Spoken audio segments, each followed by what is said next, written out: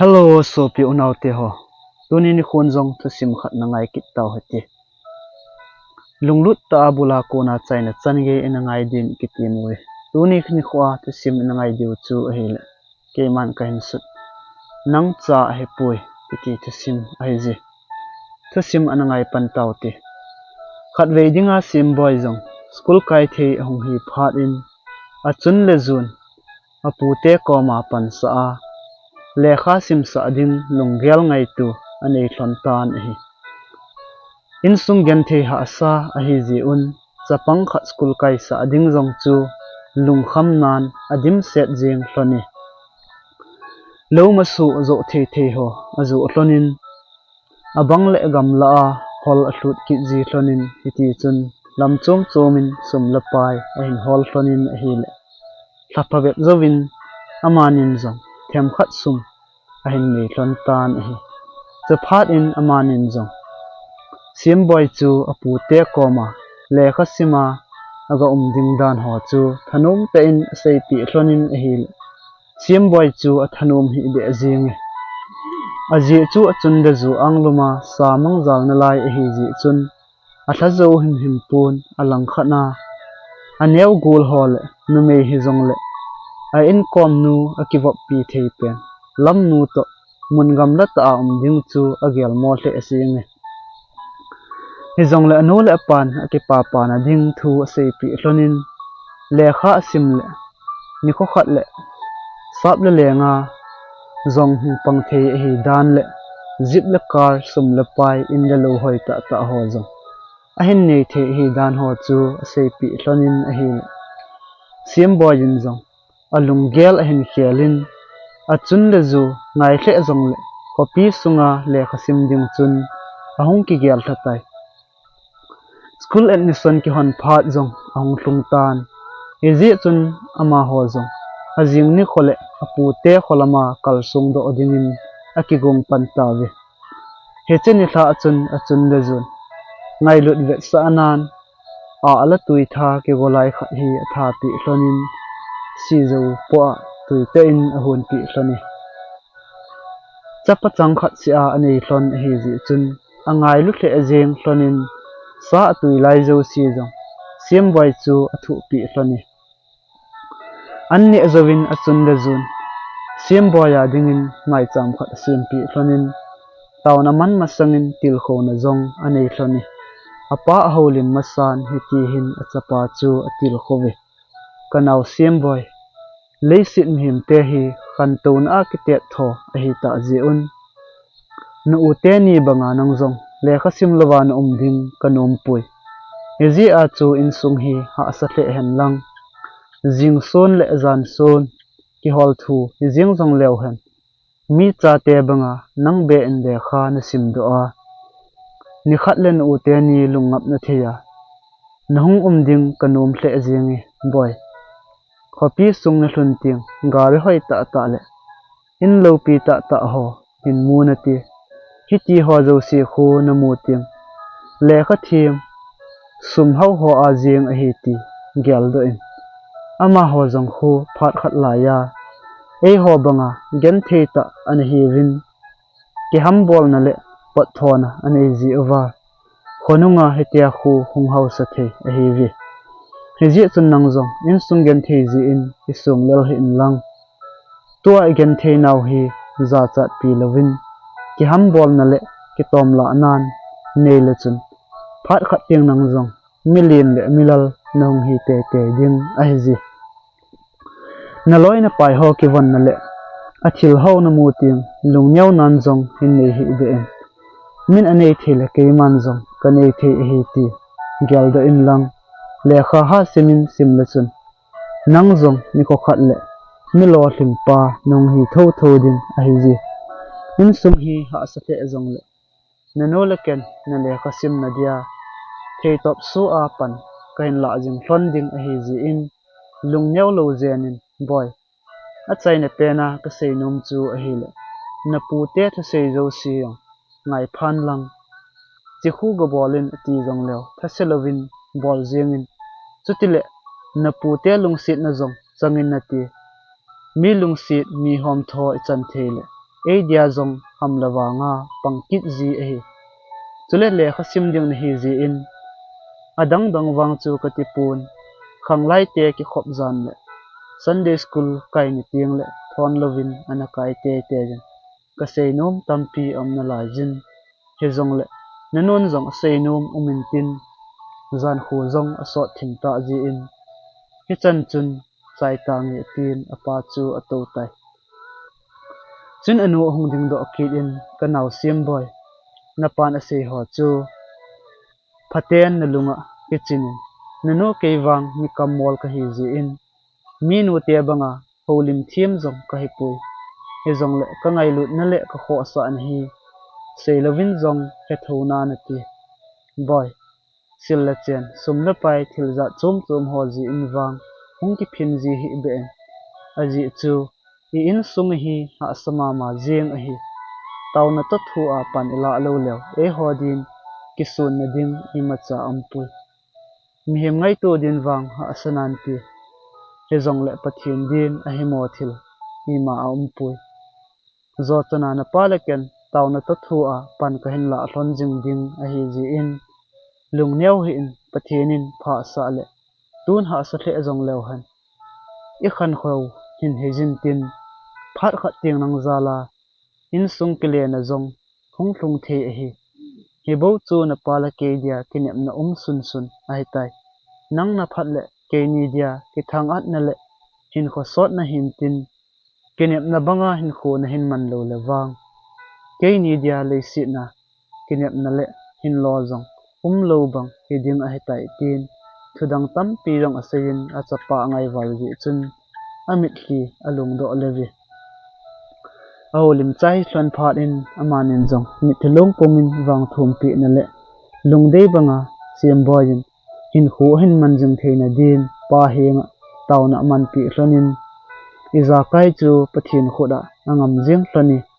zan khu zong so ta ji chun ama ho zong tauna man chai cha jin ai mutawi ama ho khusung chu gari lu thelo ji in jingka mata in akithawun a kho komawa nago ho khu khada bus parking namun chu azun thei tawe ahlun hlunun ama hon zong bus nga to gomin cha hotel khada cha adonun a hil phat chom khat zawin bus zong ang hlung tai chin ama ho zong kal da un pu te wang kholam chu lung hel ta le thanom pomin agal da tawe lampi pama thilvet num ta ta ho chu apan ako in ipidia hi ki ho khu ki sim ham ti ho chu asei pi in a hil sim boy chu gari chung to khalo lai a hi ji chun gari khamin apa thu se ho jong du da in angai thei ta pun thilvet num ta ta ho jong chu ave thei ta pui hi ti chun tha chol pum le lungwai pumin ama ho jong ni hla lamin apu te khu chu aga hlung ta vi ajing ni khon achun le zon zong skula angai chahole admission ti ho asu tu pi hlonin ni thla lamin amani zong akinung le kit hlon tai anole pan ada thla akonin sim boy chu lung hel na le lung nyau nan ademin a apul thi ki go kon abang jing tai abang le khosung lama abul apai ho agyal do in lam nu to khoi akichim ji te dem tin nung lam ngai na ji in makhan khodim agyal moleu jingi alang khada pu te yong chu asol hat thei hle un siam boy chu abang le dukana thil cho solun abang le in sunga thil abor so un koilung hel lung jin lam jong het pha pi puwe siam boy chu chapang phata le se ngai ta mi a hi ji chun phun chel na nei lovin asol naw zo sia thanom ta abangin a hlai jing ji e ji chun apu tian jong asin thei hle un ama hong chu akipa pi thei hle owe school kai pan na lai a hi wangin kumgit lang a hling tan hi ji chun a class over ata salin penin aga pangi alang khada no le pan jong angai hle jiang thlonin sim boy hi adam dam na dem tin phat jo sin agyal do jing thlonin ngai lut zalin alung kham pi jing thloni sim boy school kai til lai chun lekha thiamo hle jingin lekha bai hat lo ji in mol zong anemat cheti again the avai chat to ale kha thep kit lo ji chun mi te mu sit na changin za chat na zong tampi athu e thani thum zovin kidang ta in sim boy zong lekha hung thiam do tan a class sungwa alien pen hi na man a thiam pen in zong a hung pang pai tai midterm exam bol hoi wal ji chun le ata sa let wal ta ji chun zilkung hon zong a class chu kumka in a chop sa ta vi khiti chun lekha thep thei ji le a lekha sim le ata sa ki tu mo wal ji chun kum si the class a chop sa jiwin a hi le alim le ale khasim chu ahong ki tu dom tan a hi pute hi zong le mi ina a hi ta ji chun loi le gol dang ho bangin azalen thei ji pun suti chamcha cha amu ho azong khosung lama apot do thei ji pui a chun le zu a gol apai ho ngai the ji zong le a puten a phal lo lew ama din ki go na che te te ji a thei ji pui Christmas suti ho lawang anol apan hung pui ji thlonin thanum ta le ki hom tho ta in wang khomi te to kin la dong ho chu amang khom ji vi hitia pot do ji tiang chule aphat nei sonin lam nu chu to ki vop min khopi sunga thil lo pi ta ta amina amu ho le skula jil kung hon thu sim ngai nom ta ta sei pi ho chu lam nu koma a sei ji e lam nun zong angai nom hle jeng ji e ei pau zong asim thei ta ji chun bible le chol hla jingwalpa magazine ho aga sim ji chu aloi le apai le khasim zo lo ho chun amu ting lew adat mo ji tle on a ot cha thei tle jeng ji wi agul pa sim boy le khasim ho le thu sei ho ji chun lam nu zong le khasim ding athanom tle in ji chun asun azanin anole pa koma aki phin jing tai in sung ha sa tle o han lang boy tle zong lew achun nun i mo to mo a tha jing thon phat in anole pan zong bol thei bol thonin ngai tu thei dan in sum la pai angai tu thonin lam nu chu wang khodanga lekha sim sa thon tai ain la sim boy na le lam nu na chu sim lamal tabang ai ki ni masang lai 1950 vel lai khang a hi ji chun thing thlang kho a cheng ho chun na to alo lin ta ta thoding bo chu thupi penin anagialun koima be se in thiam zil na lampang chu kho sa in zong ananei puwi eji chun khosunga chapang le khasim lo zong anatam hle na la jin a hi ki het mat na ding mobile phone ho zong ana lo lai a hi ji chun ki za mat to na zong ana ha sa hle jeng na lai jin chule chi le wa le mi zong ana hlom na lai ji chun le kha thot ho pu sa ding mi zong akimu zo ji pui kum phabe pi chi tan sim boy in zong a kham khamin class 7 asim tai hi che kum chun a class over khodang mi pasal khat zong ahong ka yin sim boy chu to ato khom sa ove sim boy chu le kha thiam thei ta le nikin yaw sa ta hi ji chun azil kung hon zong angai lu thei hle ove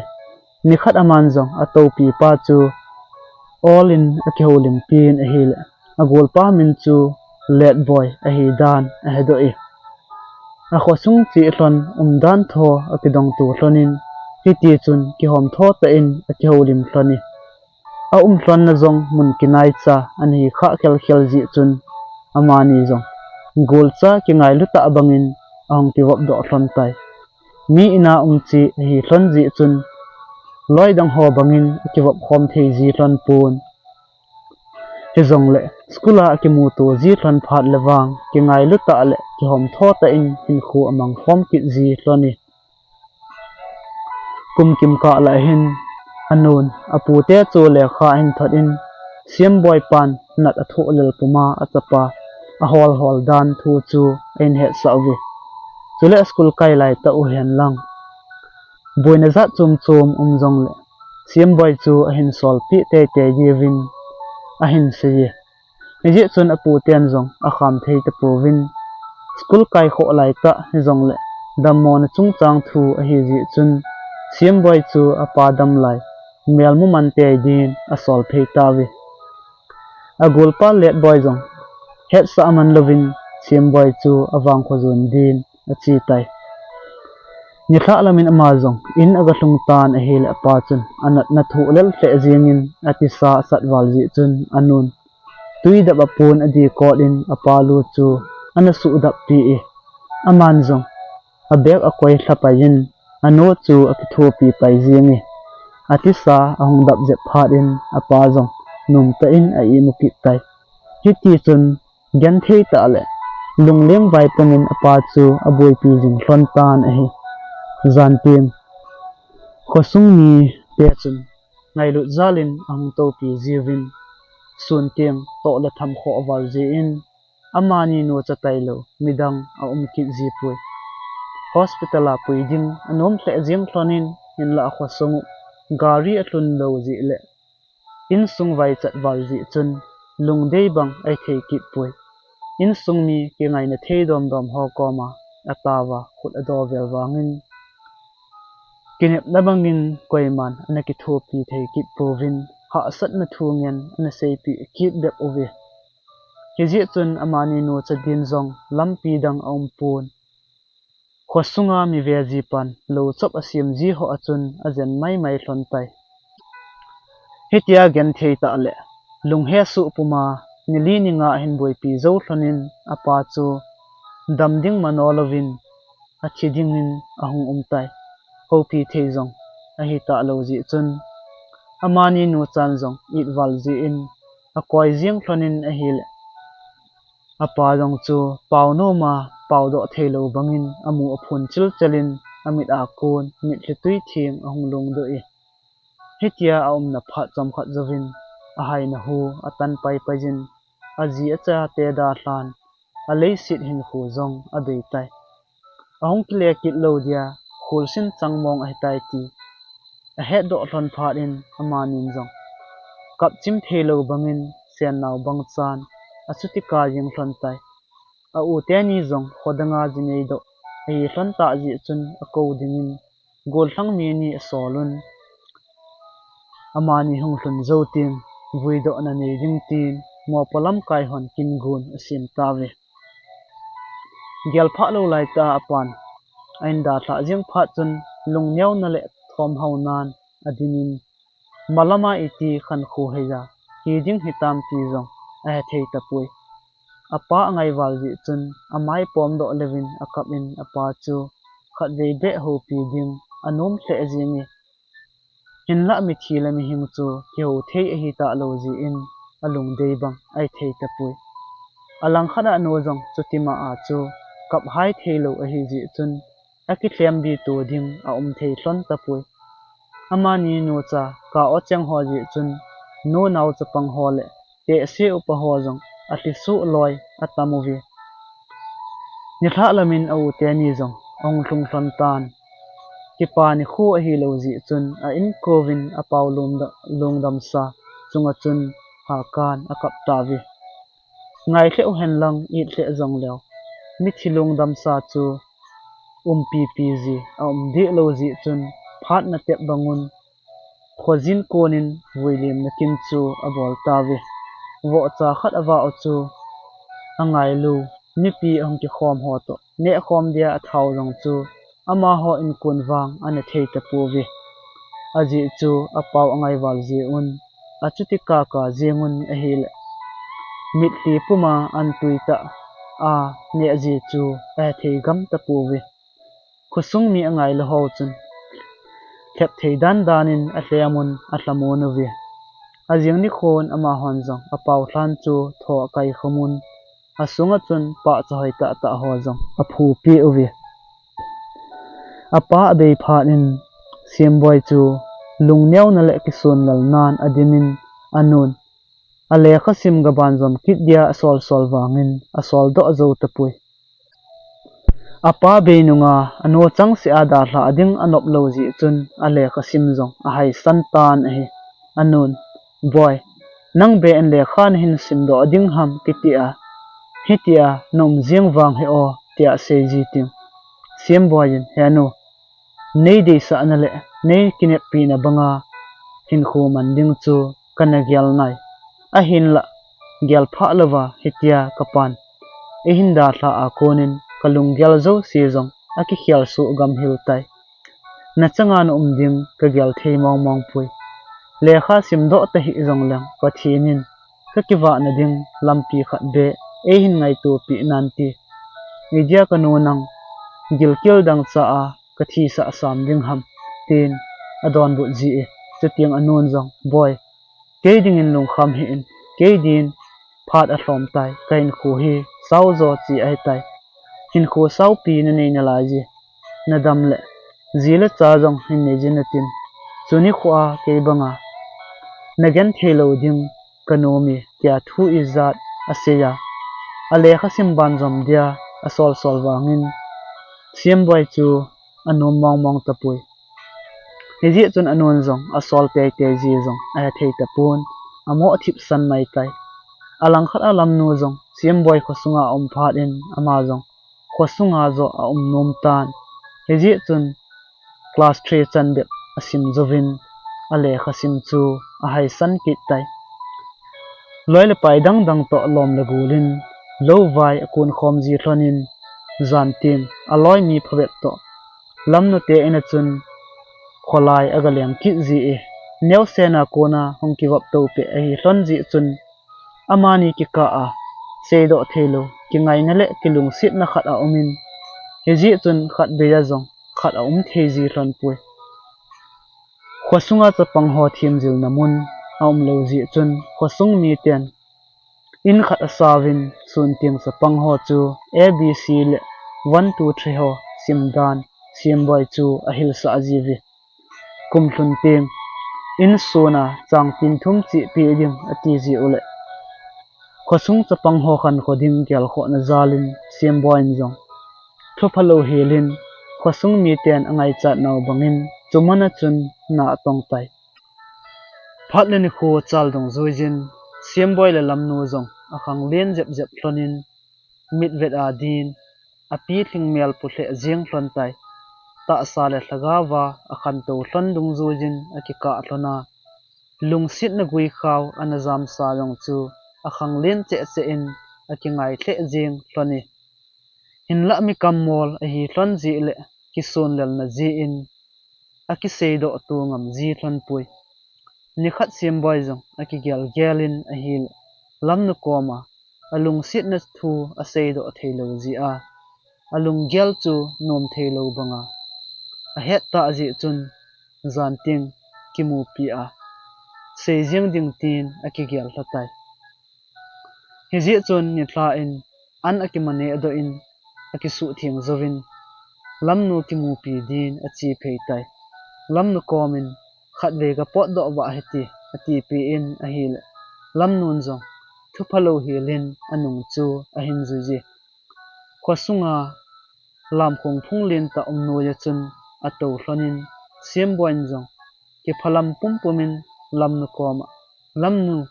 nangin iti na gyal ding hamwang ka hepun keiwang hitia loile gul mai maya ilian khom hi kamung zo tapui kata asa aung khan len che che bangin nunggu anang kahin ngai na zong akhang len che che en nang beyin nidan kha jing zong kamung theji tapui iti ka a lungsit kahin chana he bang lom loma hi kahin ngai jeng na hi hitam ke zong kalung adong ji e milding tia ka gyal ji kom le koimil ta sangin lungsit na sang che che in na mel mu nomin hin khu kamang ji e kazan mang teng zong le ta mel bangin nahong kila azin kingai lu ta in lungsit khim thu nelal khom ji thloni ata ham tia ki pan a kadim ji ting ka hong khang do ki jin chuting zan mang a hi kain hedo jin kalu kamu khot jing ji e nunga aching athim tampi zong kamunai a hin la nang banga kalung lai ki pa sa le lungmon na theding lanu dang kamupui lamnu za chat na le lung han nan wang nei san pi hi be en mei thai cha ka hi ji in zong nei dal bol lo zen ka hin lung sin na san wal ta zi a im mang theilowa tuni khwa hi na koma ki sung lel puma ka hin phum do jing a hitai lung sit in nei san pi in tin lunggu a lung sit na le ama lova mun na ding dang anei lo dan tho ho chu lung thiang na va in a sei pi tai phat chom khat set pi akingai tu zovin lam nun zong a hen don bot in aza he o phat sot a kona chu ken zong ka hen lung sit na hitai a hin la nu me kamol ka hi zi in ka sei do ngam zi pui ka koma lai leng mi zong a zi nai hin la nang banga lung lai enyam sa ading midang lo zi in leng dang thim thu naw bang ka sang thei zi pui golin in khu ading mo nga lung sit nei hin chan a hi le ken zong dam sunga mun pi din nami lung sit na chu lung sit banzal ka hin sangi he o te anung voi nung gejin ki ngai lu jing heti o atin heti chun seizo lo thim thu tam pi zong alal khom thlonin num asathe ajeng thloni phat sot a kona lunggu a na ki lung sit na thlon chu tun pa bang pa khom din ki het pi tu na le kinop tu na anei thlon tan a hi le a koi zo ding in zong ni che zan chu ki pa na zan a hong hetai kum phabe pi achi ki tan amani ki lung sit na jong chu a pi thling hle ajing tai ki lung sit hin kho ho hi mit ha a kona zong he do jing thei a hi bangin amani ki lung sit na jong chu khosung mi a hello koima a kit tapui mi abang khat chun lam nu koma siam boy chu a sei phaji vin chule mei thai cha hi ji a lung sit a dan tho zong a sei ji vi mi abang khat chun a sei sit pi kit ji vin chule mei thai cha hi ji a adei mo naw tho chu lam nu komin a sei ji vi hitima chun siam boy koma zong mi khat khat lam nu thu chu a sei kit ji vi hitabang gol le pai thu sei ho mai ji chun amani kilung sit na wang aboi phapun mi te thu sei ho ji chun a kilung sit na hlon a phut det zon a hi siam boy nu zong te alamin amano thim phat in a hi vei zong a se che in a tha zong a chaw hle ajing tai he ji chun a chapa siam boy komin boy lam nu khu ki chen pi jing tan in zole kamo mel zong muman lovin thina hlan mul lep khangi kadam la ya na zineya ka tu mel be nei mu sa ading kanomi tin zinei din phat zo sin a sol jing ji e anon phat si a zinei dia sol jing wangin siam boy tu ta zinei pai jing ding chu agyal the hi be jingi aji chu tun ji kinei le ka ji ka cha te gen the wal ding a hi ti agyal ji chun a in sung siam tu masat ding anomi nasata in chan lo chian ki siam do zo hi zong le in be atha sa do a ting lebo jinei bep ding tin akigiali siam boy no chu adam mo ave sit ji in abang le dam mo zal khun chunga ni khat ni ni cheng alum jeng jin a hi le aboi ma jeng ji hloni chuting lam nun lung sit zalin chang se tui khai ti ho a siam boy te nu cha chu ahong ki thu pi ji e hitia ahong ki thu pi ji chu mi abang khat in agyal sevin hitia ni chan wang khu adi the hi be azengi ki cheng lo lain nu pa bangin a thloni tin khosung no pi ho chun azat zat sei ji vi nikhat gin chat pha lo hilin ki dang ta in masanga a school kai la ya anaki wa pi ji let boy chu smart thet in ahong wa lut e masanga gen thei ta a lekha na sim khom pi pa mi hau sata abanga ahong jing chu sim boy ki dang asathe ajingi amani gol cha jong a kheolin thlonin ETT hin khu aman thlona I chan ge a pha thlon hitam ti ho chu a sei khom thloni sim boy wang abang a hi jing na la jin alang khat a let boy wang sum le pa yin a ol mo ta pui a gol pa in chen dan ho chu a vet le alung sit le in he ji chun anung zui din atim pan tai sim boy jong I tabang na to ading ham ti ho chu adong chinin a hi le let boy zong thil bol ding dan ho chu a sei pi e khat ve le reserve forest a sai rainu humpi ti ho i kap ding aha avun aki ti ho in ki pu a mahazon ho koma mantam ta ki zu ji ding a hi phat ki zen thele beng zong khat ve chom ding ka ti ve tin ki chat ta bolding ho chu a sei pi e hiti ho thu aza do chun siam boy in wang agomo hle ajengi aji chu ama ni phata ahin alung let nan zong azo pui zanen aman zong agul pa chu ki puin alung sit lam nu koma chi pi e let boy in agul pa dong manu aga mu chun hoi asathle ajengin hitabang nunga amel hoi he koma an ding lam chu ata san thei pui subanga avet noma hoi asa atle awangin lam nun het pha pi in zong anei pun maljin ma hi ji chun aki chathimi hi zong le sim boy zal chun lam nu le let boy zong all in ahong ki ho thei hlon tan a hi let boy chu hilai kho chun hap ta khat wal zen a omin phat ki zen si le agul pa chu anung zui din atim tim zengi alungin agut lo hil wangin sum le pai ha sat wal ji le agul pa ta san na asan wal ji chun siam boy jong a chai nan amo anop tai hitia hap ta khat let boy sung chun zan si le lam nu kom agul pa to chi ji thani lam nu chu ade hle ajeng wangin agul pa to kingai pet hi ji chun a hel ding dan a thei di pui amani golcha kitep na phat zong thing pai ding a hi ta ji chun siam boy in zong aki gut na thu chu alung sit lam nu amo het sa ajeng tan a hi le lam nu chun aza da hle ajengi thina thei mun jeng a hi na het lo ham nagan thei ji a ka dei mo kha an tin chi lo dingin a kham jengi hinla siam boy ama ho jong vel tampi achi tawin ima ati povi eche bor ji wa ka gol pa jong tu a sumle pa ya all mo lo ai tai ke jong avel vela chi ding jong ka ti ai di pui khat ve ga chi ing ting sumle pai ho a chu in ka sa ding chuting ei ni jong iki chen ding ai tai tia avel vela a sei jing pha chun lam nun jong a kham zo di tapui a pot do ka le anu anavet kolpi jidin lamnu chu a sei pi in hiti chun ki thalel ta in a ki holim thloni agul pa to ki tep hlon na phat a thlin ta ji chun amani jong reserve forest sungil lama sahang hol kap ding chun ki pat do hlon tai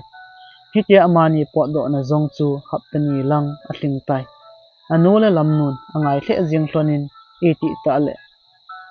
siam boy chu ahung vai hlungin ki pa la thanomin aki ki lam to ta dem tin phat le ni khu ho chu asim sim jeng ji hloni hitia siam boy hung ding kal nga lal ta jing hlon lain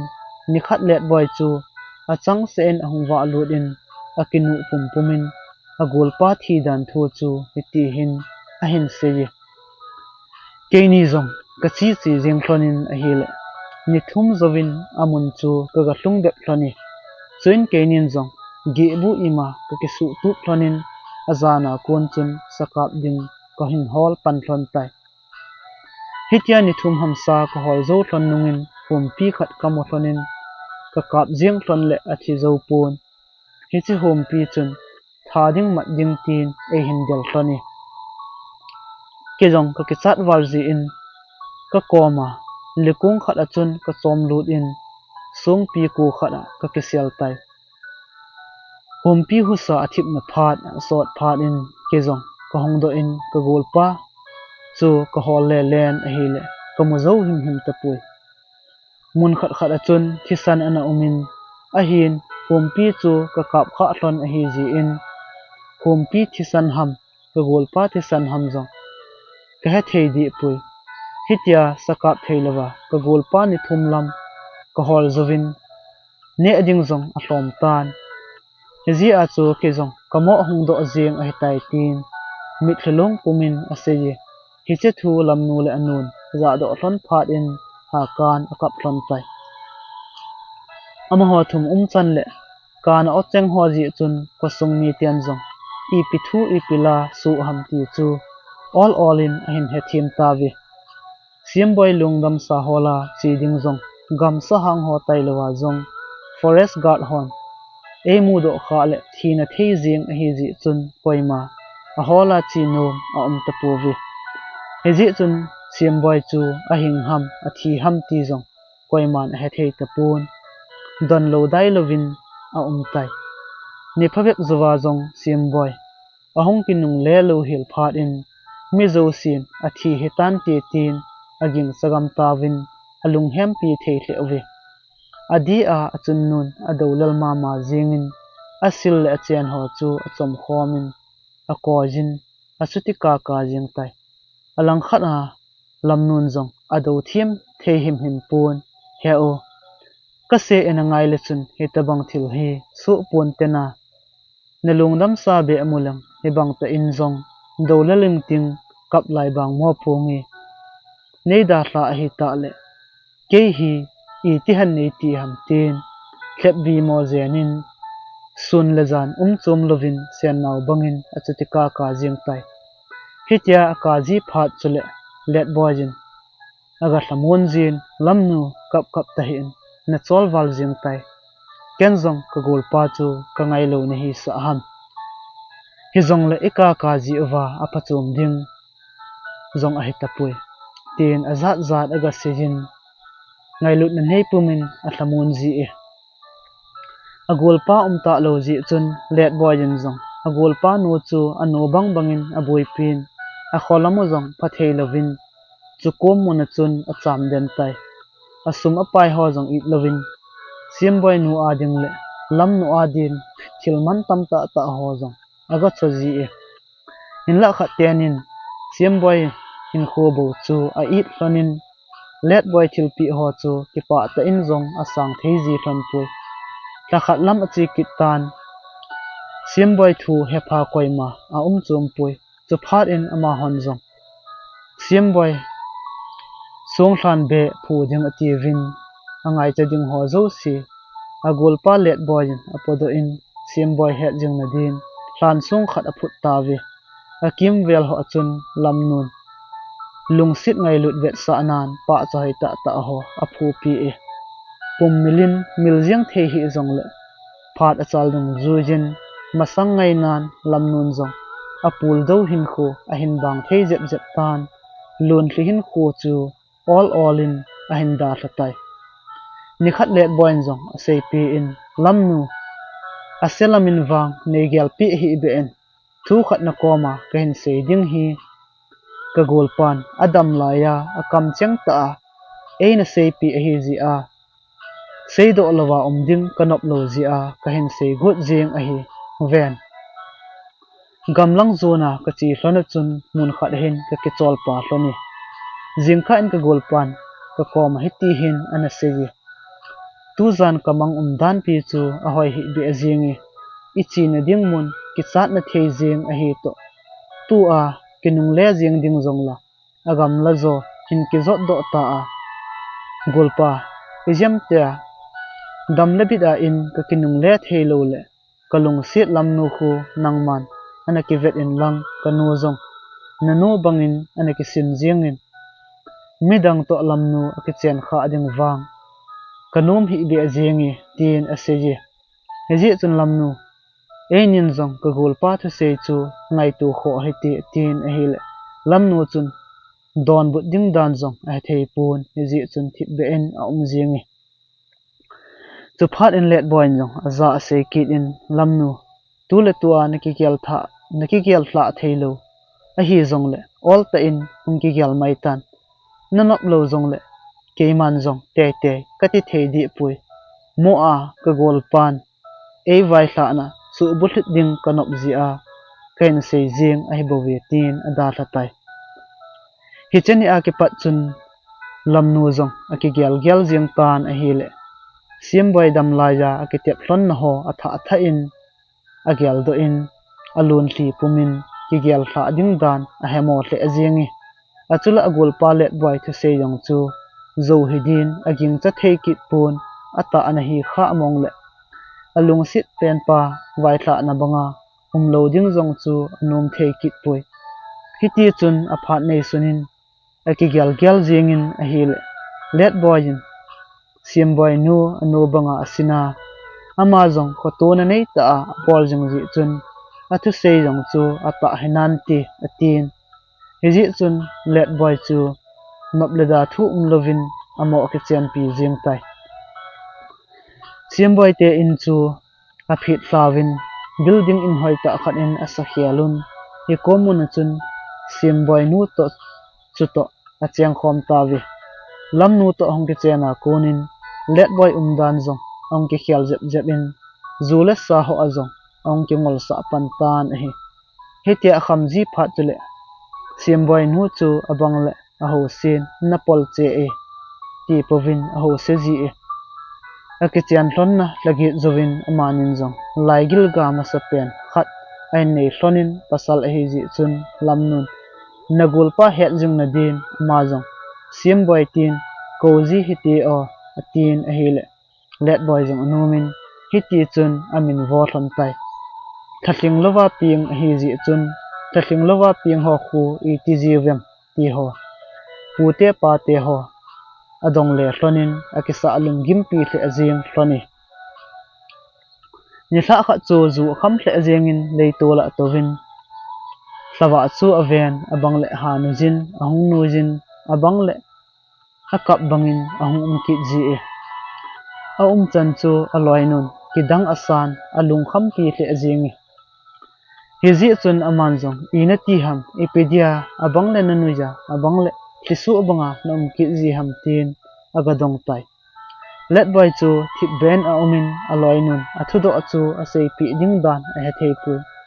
chu phat in lamnun zong zu khon khat asun be pi kit in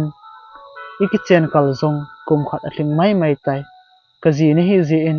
kata asanin kalung sit le ajiangi a hi le nangin idia ka koma hi thugu na ima ji na im ji a na lungyal zong nei sei pi num ji lo ham tua e ni la ki khen thei hi hlon tapun idia hitia hi nei bol ham tin thudang tampi zong asein aki thasit leutan a hi le let boin zong en don bot in nei lung sit ka henai en la hi che thu hi koi makoma kana sei do kha lo hil thugu a hin min het kha la ke dia boy the hi tin asejin a hi le lam nun zong a henom che in hezi chun I pi thu ham nei sei pi ziangin kaji ni hi chulem idia na boina thei thu chu midang koma ka sei do ading ham kaji hi tia nei ling sit mong le nei ta sanin lang ka koma ima thugu im nei hi in atin achutti do jing tai a chai nan let boyin zong a im thei tapun hezi chun lam na komin mi koma na hin sei do lo hil ding a hezi na sei do lawang kaji a hi tia nang zong ka dep thei lo hil ding na hezi nagul pa chu hum pin a tha zong a he pun chule forest guard ho tha zong a he pu nang ka dei wal ji a keiman ka hin tha kha a he tai namel ka hin mu ni a kon chun ka hin vet nom tle aziangin mi danga din ka hin phal thei him pui hin hial jiang ding la ka gol pan no mo asa ading a hi ji le nang ma jiang ta zong nop lo ding ka het ji a chu chan thil chu ka hin bol kha jiang a he tai tin thil su dan thu chu a sei pi tai chun lam nun zong nei lung si le nei na hial jiang ding hi chu le am idia na gol pa chu na tha kho ham mi hin khu khat na la jiang chu ham lewang kinei nan ti tian ki gel ham aim hima hoi komuna I ti na hin tha ham nei sei pi o sei do pungi tin adong pakit tai chun let boy a sei ban en zom kid in ka chi hlona chun rhino khat le hum pi khat chu ka kap hloni rhino chu kalado hlonin in la forest guard ho umji in hum pi chu amuna ma thidian lo hi ji chun kalado thei hlon tapui kenin zong aman tam ding lai ho chu kain at do hlonin in lam zonin kong kile kit ton tai agam lat ji in mun khada kong ke chol pa kit hloni ka khop wal zi in zu thiam khat chu ka donin ka gol pa wang alel wal zi in mata in anaki chol do tai hitia I ama I mut munga kham pum puma ka kigial gial le ka hung hlun hlon phat le nang ni nom ta anaki chen hlon ding koi ma het pi lewa keiman na pul ka do jing ding chu ka gial le ha sa ka sa wal zi a mitli puma nang chan theina dia ka gol pa chu ka hin kap li a lai muna chu ka hin vui do a ka hin da thla jing a hitai tin mithlong pumin akisi dan tho chu aseyin lam nu ko ma zong ngai dam akithumi chule azing hai pen a hi ji a asei pi jing a hi dan zong aseyin koima chakoma asei do lo hel din atimin a hil azudon akham wal pha chun ana I mutlutai nikhu phwep nungin kidang ta in a kho wachun police ho ong ki zot lut un let boy chu thu tam se sa lovin aman pai jengowi thilsu chan chu mitinin kidang asawin let boy jong aking dot jengi achung thu se dingin apui tawin azinu jong ange aji chun lam nu jong police on apui thawi chun police on sim boy atha dan le atha namun ho chu adongun a hile let boy jong akilep zo tapun thil dan zo si chu achin achayin ahin sei thasu gamtai let boy kam chenga khuna sim boy ki vuina mun a het phat un police on jong amun chu agalai jun a hil ata be in gula chang ho jong ahin lai do vi mithat mong a heti apachin phat un achung thu atan tawin a hil dam sunga sungkul tang din asei thatawi chun aman jong lampi dang him him chu anei tapun aloi nu komin idia ken ta san ta kaniya thil zo si I mang nei lawa ka sei pi la nangin hitia hi nei bol jing ham ke jong ka kisi lo na hi sa ham zu ka kham wal ji le nang ka hin dei wal ji a ki chan thil chu kana bol kha he tai tia ka ki dei mo na thu ho jong ka sei pi sa na hi hitalo ham tin mi thilong pumin a sei tai chun lam nun jong adon budin ija zolena la nei na bola nei ki chen pi ham kalung sit pen ko siam boy nei tha pi chu na chunga ki pa hle ding nei hi sa ham nambit tha na ki si a ken nang ka ngai dam mana chu ko siam boy hin khu hong ki le ki thei ding nei hi sa ham ven mi hemin itu tu ki at ji mong a hi ati pi tai chun let boy jong amit hi pumin lunghang ta in ong ki senin vo na mai phalo hitia nei bol mong a hi le ka cha jong nangin nakisin theilo ding a hi ji ka chapa chu kain ko te koma nana tha do ding amin jong a khial diwa nana sei pi ding a hi hita bang dep na me aji jong ngai lo theilo khat idia ka cha ka sin sa ding ham tin ong ki se ni thip chen pha chom khat pi lam nu jong ki ngai ton a hi le sim boy apot do ma sang je ma ni khat akidai dai hlona akinu nu hlon le khang dong thi san hat lai a hi ji hlona pel thang anaki chot pel kha hlon chu aga anung gyal do e chu phanin aman jong na chan hi sa ham naw sen hi nang cha e pui thling lowa ping jong a hi pui ko sim boy to ka cha hlon zo a hi bowi